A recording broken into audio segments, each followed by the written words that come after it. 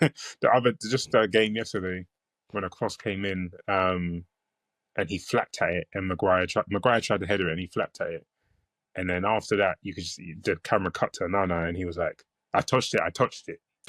So, You touch me, I'll touch you. so I was thinking, like, why are you telling your defenders that you touched it? Like, what? They don't believe you. Because they don't believe you. That's why you said that. Because they don't trust you, bro. Like, it's gone out for a corner or whatever it was. You didn't need to tell them you touched it was me. Don't worry, it's a corner. Don't worry, I touched it. I did it. It's me. I did I was like, nah. Most people will be like, yeah, it's not me, so you get the goal kick. Yeah, exactly. This guy wants to claim. Yeah. See, I told you I could do it. I could touch the ball. Yeah. So I wasn't. Yeah, he's got to go, man.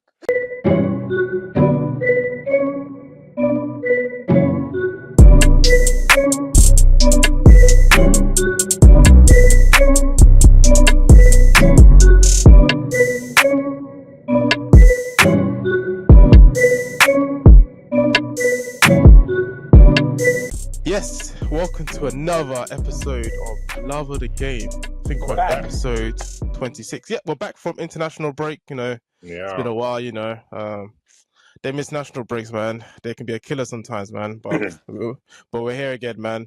Here with Manny and Gbengz. How's everyone doing today, man? Good, man. Blessed. Fantastic. Yeah, feeling good, feeling nice, I'm just happy that, international break is done. But there's nothing on the line with international breaks. It's a bit of a drag, man. It's a bit of a drag, especially when there's no Euros, there's no World Cup in the summer. So let everyone just rest. Man. Let the players rest. Yeah, it seemed, because it's like a drag as well, though. This weekend, I felt like no one was playing for nothing. Yeah. No one wanted to win this weekend. Yeah. We'll start on the weekend result. I think we'll start with the United derby, which kind of epitomized what you lot said. A very dull 0-0. I watched the second half, to be fair, so I would like to hear your thoughts. What happened overall in the game? I think we tried. I actually think we tried. We just got no firepower. Like it looked like we was trying to play, we was trying to win a game. They just looked weird, man. It's so funny. Like so many people talk about how Haaland and Man City will play so much better without Haaland. They were shocking, bro. Like the final passes from them, as well as us, were just the quality was just poor. Like the quality was poor with the final balls and all of that and the shots. But it looked like we were trying. Bruno was just looking levels above a lot of people on that pitch. Like, and obviously De Bruyne's on the decline and he's on his way out, but one amazing midfielder to another, I'm sure De Bruyne was looking at Bruno like, "Wow, this guy's kind of sick." And that's probably not the first time he's thought that, because obviously they played against each other for years. But yeah, man, it was just a weird game, man. Weird game. Yeah, I think the owners should be on the defending champions. Like, it's Man City at the end of the day. Man United are 13th for a reason. We're not a good team. You know what I mean? Like, I don't care that we're playing at home. You've seen Gary Neville, you've seen Roy Keane have their opinions and moaning about, the style of football, or, it was a very drag game and all of that. But what do you expect? We're a team in transition. We've got weaker players. We've gone through a bad patch of form over the season. We've put a plan together and we've nullified the reigning champions. I don't know why the uproar is not more towards City, why it's towards United. Yeah, City get away with it. I feel like they can have performance. They've been playing like this all season, to be fair, but they just get away with it. They won for so long. It's like you got to give them at least one season play. Like they've been on the top. They've been on top for so long. Like they're gonna get that. Whereas we have been bad for we haven't been bad. We've just been average for so long. That is just for United. 13th is bad. Sorry, 13th is bad. 13th is bad. 6th is bad. Anything outside top 2 is bad for United. Yeah, it's not. It's not good enough. But we're 13th. If West Ham, if Fulham, who are even higher than us, get a draw at home against City, no one's cussing them. United, who are 13th in the league, like I said again, we're walking away with a draw and probably the better of the chances out of the two sides as well. And the man of the match was probably Bruno. Yeah, it's true. It's true. But you said something interesting there, like Man City get away with it. We have a platform right here to get onto them. So I know this wasn't part of the plan, but is anyone in particular at Man City you'd like to say that they're Foden. getting away with it? Ooh, Foden, interesting. Okay, what? Foden, the manager. The manager. Let's start with the manager. Ooh, Every time Pep. United do it, yeah, Pep. Yeah, Mm. yeah. When things go wrong in Ooh. your house, they're blaming your dad. They're not blaming your mum. It's true. They're not blaming your brother. It's the Mm. guy that runs the house. Talk more on Pep. Actually, interesting. What is it about Pep this season? Like, I just think he's lost it. I think not. mm, He hasn't lost his ability. I'm saying this season he's tried changing up a few things. Remember, this is a guy that spent what 200, 150 million in January, mm. and he's putting up performances like that against the worst United side in history. Yeah, but looking at the team, there's only one person that's starting that they've signed in January. I think it's Mamouche, and that's it. I think they got that defender. They got two defenders, Yeah. and they got that midfielder. I think is Nico Rodriguez. I forgot his name. Gonzalez. I think he looks okay. Like he's like a Rodri double, but he's on the bench now, so that's it. That speaks for itself. Yeah, But and you say the double, the stunt double. And the reason why they're stunt doubles is because they can't play the leading role. There's a reason. Yeah. But at the end of the day, if Man United spent 180 million in the summer, I'm sorry, in January, and we put performances like that, come on, man, we're getting killed. I don't care that maybe one or two of them started in that game. They've been there since January. It's been 3-4 months. It's been poor that's performances. true. Yeah. It's not good enough. And Pep, you've seen signs. He's losing the mental battles. He's losing the pep talks. Arteta's finally got under his skin, got under the players' skin as well. You know, Lewis Skelly's getting under their players. So he's losing it, and I think he's going through a transition period where some of those greater players like De Bruyne, Silva, Haaland to some degree, even though he's still got 20 plus goals, they're not doing it for him. Kyle Walker, who's been a mainstay and arguably one of the best right backs in Premier League history, he's moved on. I think Man City are going to go through a transition, but because of the quality of their squad, they're always going to be around that, top 3, top 4. And they're going to spend another 300 million in the summer anyway. So we'll see, man. We'll see. Quickly. Yeah, they'll get it right quickly. Yeah, hopefully not, but we'll see anyway. But let's go back into United anyways. One player I want to talk about, because I was going through the group chat and you lot had different opinions about this player, Alejandro Garnacho. How was his game? And how do you feel about him overall, to be fair? You see, I'm gonna take this one, Manny, because my issue with Garnacho, it's like my issue with Garnacho is attached to my issue with Rashford, and I'll explain why. Okay. Rashford, if Rashford was doing the right things in training and he made the manager happy and he was doing what he needs to do, and he was putting out average performances, then we wouldn't be seeing this Garnacho constantly on the hand side of the squad.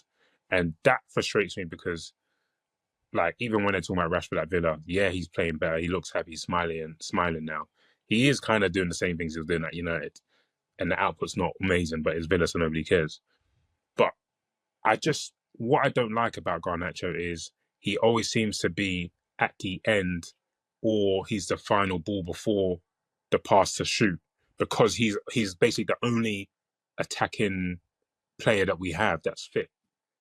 And that's what frustrates me, because he has so many chances. Like, every time we break, he's going to touch the ball. Every time, yeah? He makes the wrong decision 70 to 80% of the time. His shots are weak. They dribble across. They literally dribble across the grass, and then the keeper's waiting for it to come to his hands. He makes a wrong pass. He doesn't look at the outside pass sometimes. He doesn't look at the right inside pass. He makes the same cut inside, which is dead. Right hand side looks a bit better, but he still does the same things. And I think I said it to Manny ages ago.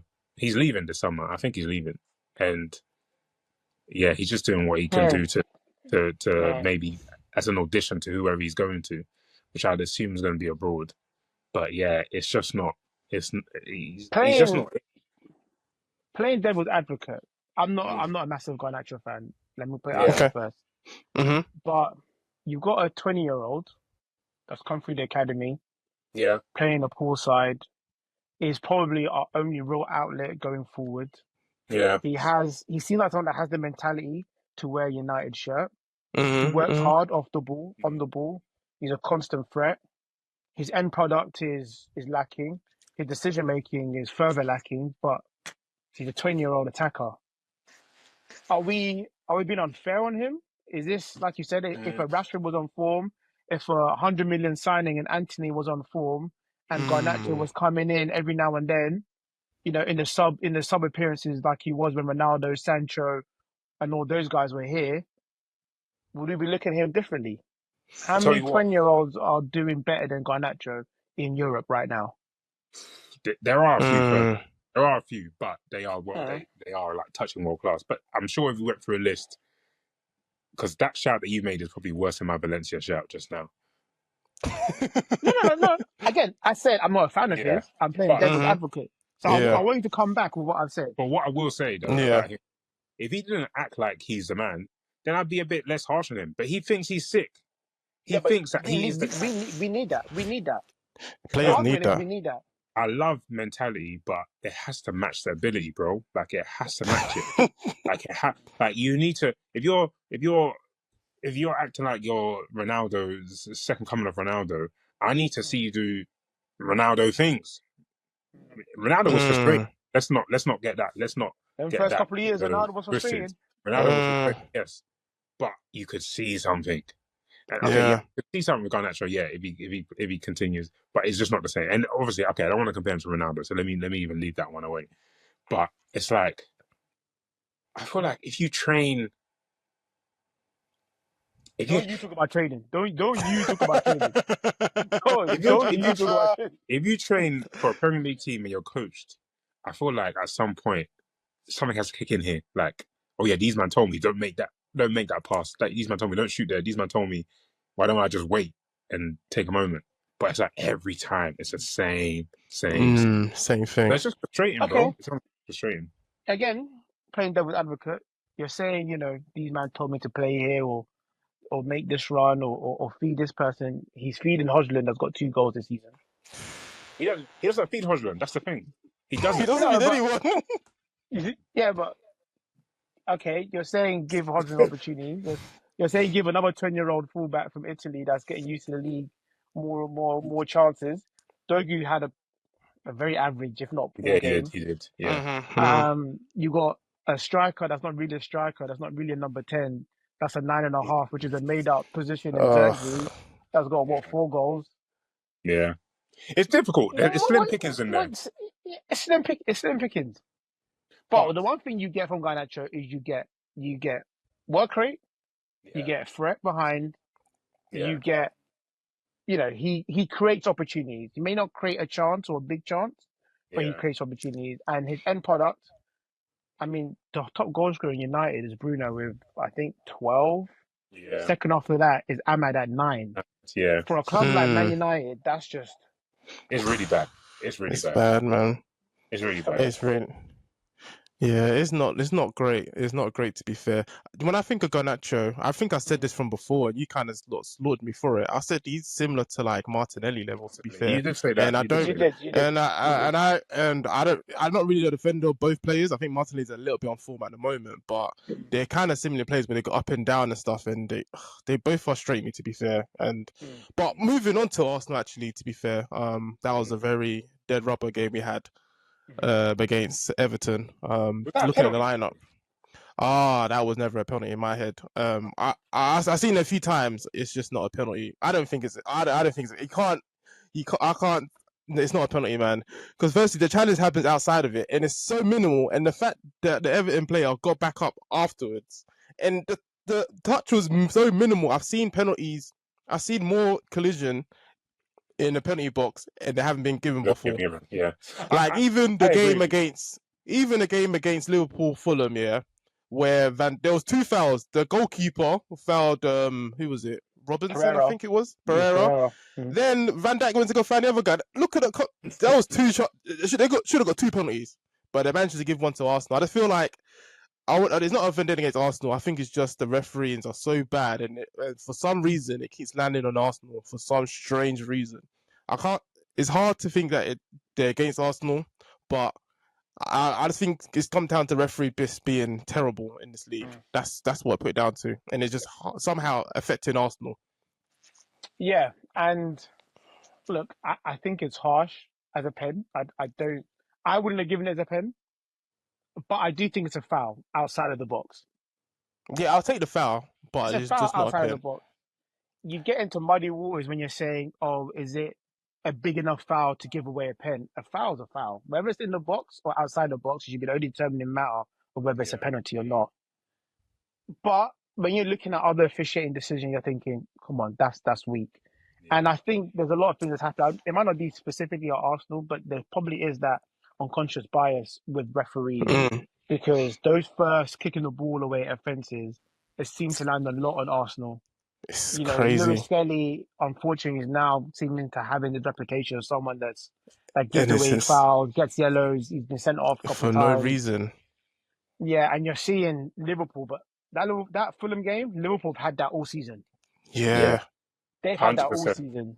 100%. So there's some issues there, man. And There's issue, man. more importantly, though, your performance didn't deserve you winning anyway. Yeah, but if you think about it, that's the only chance they had. We only had one. We were bad. Arsenal were bad, but we took our chances. But Everton didn't have any chance. We gave that one chance, not chance. chances, chance. You took a chance. Yeah, we took a chance. Yeah, they didn't have nothing. That game was actually just terrible because I think they stood back. We didn't really offer anything in attack. Like seeing the midfield of Jorginho, Rice, and Marino, I know what time it is. Like it's just crazy that we're in this situation. I know there's a lot of injuries, but Arteta picks the play. That's for Arteta's team. So I hopefully learns. I don't want to get into the summer. That's for a whole nother pod. But we just got to do what we have right now, and it's a bit crazy. I think Arsenal perhaps need to revert back to Wenger or early Arteta football with playing 2-10s. I think the future what Arteta team play 2-10s? Well, actually, no, you're right. It wasn't 2-10s. It was a high 8. It was a left side. Yeah, high 8 it was just. Xhaka. You're right. Yeah, you're right. it's just the Xhaka. It's just the Xhaka replacement. Yeah, Wenger played the 2-10s with Santi, Wilshere. Yeah. Yeah. But I think fluid and nice. Yeah. It was, but it was to balance at the back. Waneri, Rice midfield. I can talk on that. I think because I actually saw it could be something, but I think at the moment with Ethan, the right, I don't think it suits him too much, especially with Ødegaard, because Ødegaard is always looking for runners. And I watch Ethan. His movement isn't the greatest. You almost got to force into that pass. I mean, to make the run. He's a brilliant player, like quality on the ball. He'll learn that. He's young. Yeah, exactly. He's young. He will learn. But at the moment, I see people getting frustrated and think, "Oh, Ethan's movement is terrible." You lot need to chill. Like I know what he does. He's a typical Arsenal player, like the Wenger would love. Technique, keeps the ball well, keeps it ticking. Like he does it perfectly in terms of even for an Arteta system, not to lose the ball when you're in the right situation. That he hates that Arteta, so it perfectly fits the system. But in terms of making the runs, like seeing when Xhaka comes on, Ødegaard knows where Xhaka is. Xhaka's just going to be out on the right, and he's just going to be chilling there, waiting for his opportunity to make the runs and so on. But thank goodness Xhaka he's back. He's getting more minutes. He's getting ready for that huge. This is the biggest game of Arsenal's Emirates time. I think it's been a long time. I think big one, man. A huge one against Real Madrid. I was interested. You man that said bring Madrid. we have them. Yeah. So I don't want to give my opinions first. What do you lot think of this on the games in 2K? You're losing. Do you know what? I'll be so honest. Huh? I think Arsenal are gonna win the home leg. Listen. I don't care about the home leg. I don't care. Real Madrid second leg to get through to the semi-finals. You could be winning for 6-0. You could be winning 11-0. Yeah. Ancelotti will sub himself and score the 12th minute winner in the 98th minute. Yeah. I'm sorry, just over 2 legs. There's too much. There's actually just too much, and there's not enough. And Gabriel's injured. But even if Gabriel's there, like, because that's what Arsenal fans are going to use. Yeah, we didn't have Gabriel. He would have locked, Mbappe, but After Mbappe, you have Rodrigo. After Mhm. Rodrigo, you have Vinny. After Yeah. Vinny, you have Jude arriving in the box late minute. After Yeah. Jude, you have Valverde, 40-yard screamer. After Yeah. that, you have Rudiger, corner. After that, you have Courtois coming up last minute header. Yeah, there's too many options, bro. There's too many options. Yeah. Just You to be guys just on. be respectful. First leg, get a 2-1 win in Emirates. Second Yeah. leg, lose 3-1. You tried your best. Next season, let's move on. That's your best hope. Just It's to sick to be. have. It's sick to have one of these nights though at the Emirates though. Like this is gonna be a hot ticket. Yeah. It's obviously sold true. out, but it's It's definitely. true. Yeah, like we kind of had that feeling for Bayern Munich last year. It was amazing, like quarterfinals. Like this is it. When Saka scored, I was in cloud nine. I was like, whoa, like we could actually do it. So I'm hoping for the same again. In Emirates, I know it's going to be a huge atmosphere. I'll say the chance we have. I think Real Madrid are in poor form. That they lost to Valencia 2-1. They were struggling with some relegation fodder. Just about beat them. I think Real Sociedad. You've not played. I've seen Real Sociedad. They're terrible. Yeah. They're terrible. Even And Real Madrid went life and death with them. This is what Madrid do, but I'm trying to give myself some sort of thing to hold on to. And all their goals they conceding are from corners, set pieces. Who are the you set don't piece even score dons? those anymore. I know, Listen, but listen. I'm riding I on. understand. Listen, I understand. You have to find something to latch onto. Yeah. You have to tell, when the boat is sinking, you got to find some dry wood somewhere so you can survive. I get it, but my friend, just look to next season. Forget about it. It's unfortunate you got Madrid on a one-off game in the final. I'll be talking different. I'll be talking different. 2 legs, and the second leg at Bernabeu, not even the first leg. Yeah. It's long. Sometimes It's long. But I then still sometimes, don't you go think on. like at some point a team's luck has to run out? Like we were But no. Arsenal's not that team. Arsenal's not that team. Bayern Munich, okay, maybe. Yeah. Even Bayern Munich, I even remember one Bayern Munich game. They dominated Madrid and they somehow went to penalties and they still lost. Still lost Bayern Munich. Is that stadium? There's something in there. You must see some hyenas that maybe put it there or something. But That's it's why insane. Mbappe's there now. Exactly. One thing to cover actually, I think Arsenal obviously got a big game this week in the Champions League, but I just realized another team has a big game in the Europa League on Thursday, and I think it's against Lyon. Yeah, Is that a tricky tie? Because I don't know what play. I only think Lacazette's there. Lacazette. I don't think he even starts. Doesn't he? I don't think he starts. Yeah. They got that Churchy. Yeah, he's decent. Every game in this 2024-25 season is a tough game for Man United. It doesn't matter who it is. I've seen. I don't know if this article if the quote is true that Onana is saying that we're a much better team than them. Yeah, come on, like forget about it. It's going to be a tough game. We're not a team that's scoring. We're going to theirs first. Yeah, we're going away. That could help. Yeah, it can help. If we can get away with a cheeky draw, then happy days at Old Trafford. Yeah, they've got Matic, Maitland Miles. Yes, Got a couple players. The scary thing about French team, there'll be one tricky winger they'll have in every team. My days, who's this? The next, oh yeah, yeah, it's him. He can decide a game on his own. He's that good. But at the same time, there's been a lot of rumors about him in the past. A lot of times during his youth career and when he first came into the first team, about his attitude. And listen, if you're a North African French player, there's one thing you're gonna have. You're gonna have a lot of ability and a lot of attitude. Yeah. So you gotta take the good with the bad, honestly. Yeah, for sure. But I feel that's an important. That weighs more than Man United's status in the Premier League right now, because that could affect potentially your summer. Champions League.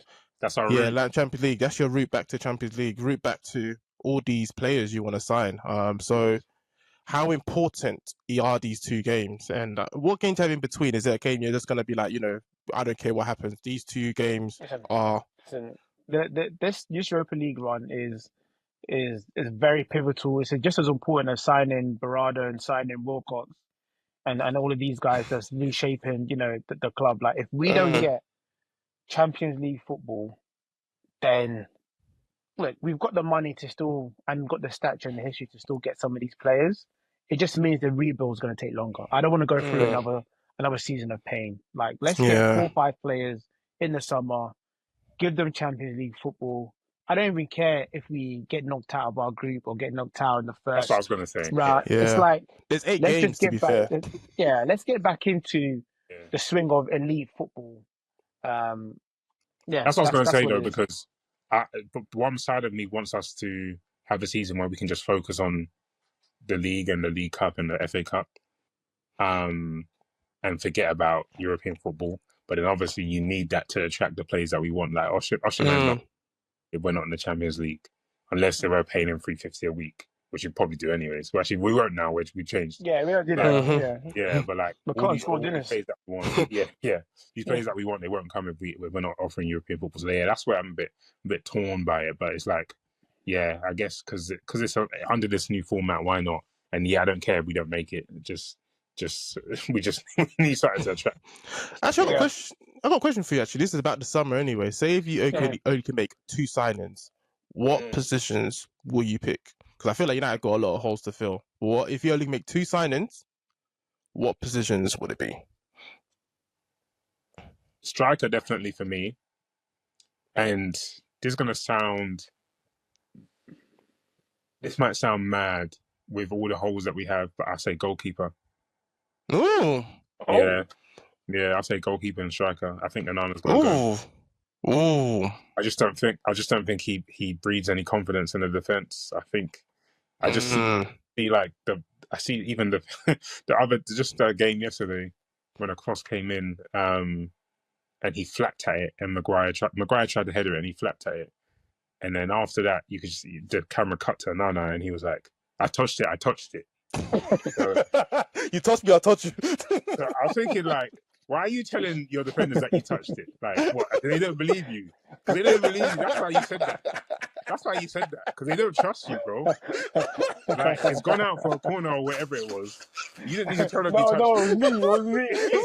Don't worry, it's a corner. Don't worry, I touched it. I did it. It's me. I did it. I was like, nah. Most people will be like, yeah, it's not me, so you get the goal kick. Yeah, exactly. This guy wants to claim. Yeah. See, I told you I could do it. I could touch the ball. Yeah. So I wasn't. Yeah, he's got to go, man. We just need some confidence in that back line. That's actually interesting. That's interesting. That's fair. You know, that's actually fair. For me, I think goalkeeper's probably third on my list. If we're doing a top 2, you'll come third. So just shy of. We definitely need a striker, and we need an attacker. Yeah.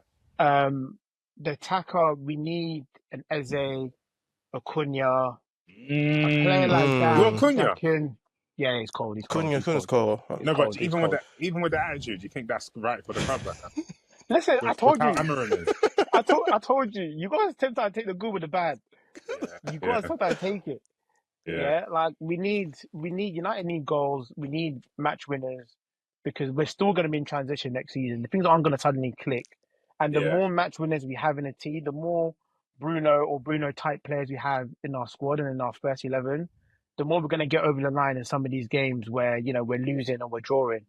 And I think building up, the right fullback, the right wing back to play, the right, ball progressing centre mid, the right, left-sided centre back, the right, all of these specialist roles that we still need, that's going to take time. I don't want that to be a rush decision. So in the meantime, let's just get a number 9 that can bang in the goals, get us 15, 16 in the league, 10 outside, so 25 all comp, get another guy that can get 15 goals behind the striker. We haven't had that guy in a long time, by the way.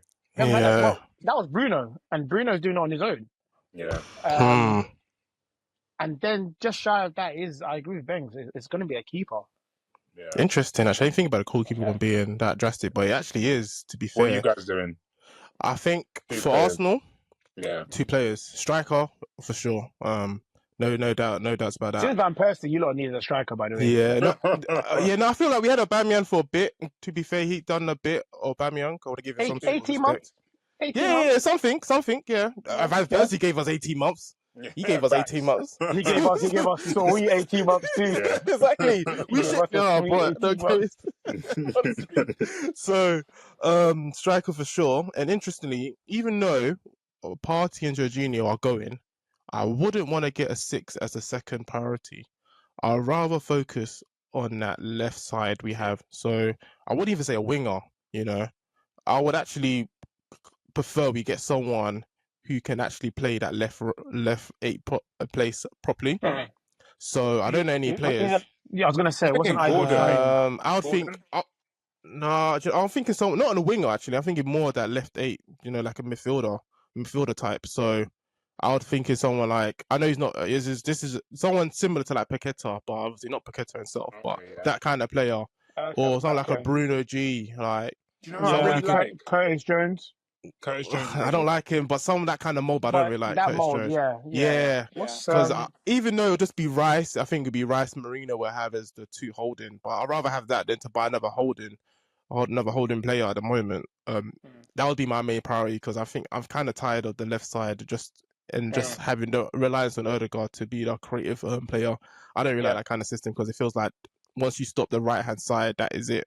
And watching Arsenal, you guys down. Yeah, and watching Arsenal now is just it's a drag, man. You guys got the wrong Spanish player, by the way. I know Marino scores goals, but you need Fabian Ruiz. That's who you needed. Oh yeah, someone like him. Yeah, someone like him. But I don't know how well he's doing though. Is he doing that well? I actually don't know if he's playing at PSG. I was just trying to check it now. Because I know but that PSG. He's the starting 3. Him, Bettina, and Neves. No, they played that Emery guy. When Arsenal faced them, they played that Emery guy, the young one. Zaire Emery. Yeah. But I think there's in between those two, because to be fair, against Liverpool, he was playing there. But the player I liked is Vitinha. Vitinha, he'd be number 1 actually. Sorry, on the left side. That's someone I want. Right, that's it for today. This week it's been an amazing episode. Any last thoughts? Any last words you want to say before we wrap it up for today? You know, before we reconvene next Monday, I would like to wish both our teams a successful European journey. Yep. You know, like I said from a few weeks ago, we're in the same boat. Neither of us are winning the league. Neither of us are winning the domestic cup. Some of us are in our last hope is Europe. So he's like, you crazy. Oh, good luck. We'll see what happens. Let's see what we'll end up in a week's time. Let's see. Peace. Say.